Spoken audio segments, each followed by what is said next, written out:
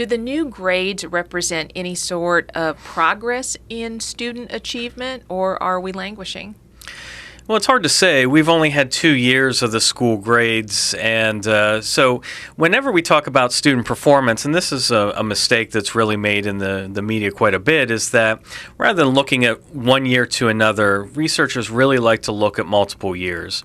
1 year change doesn't really tell you a whole lot. There could be any number of circumstances that cause a school, their grade or their test scores to change in the matter of a year, or it could just be a statistical anomaly.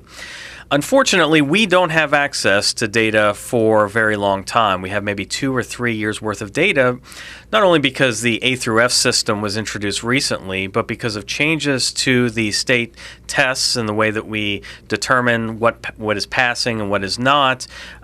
We just can't compare this year's results with those from 5 or even 4 years in the past.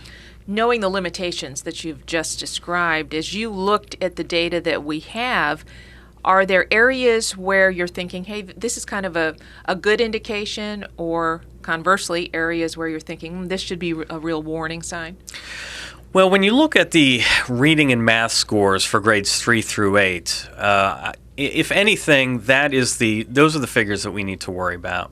This is a composite score of all students in grades 3 through 8 for reading and for math. And in both of those subjects, we find that around 45% of those students do not reach grade level.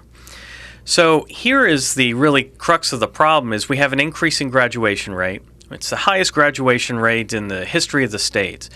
But we're seeing, roughly almost 50% of our students not getting grade level proficiency in math and English. So it begs the question, if students aren't performing well in those grades, how in the world are they graduating, and how in the world are they being successful in their career or their higher education that they pursue after graduation?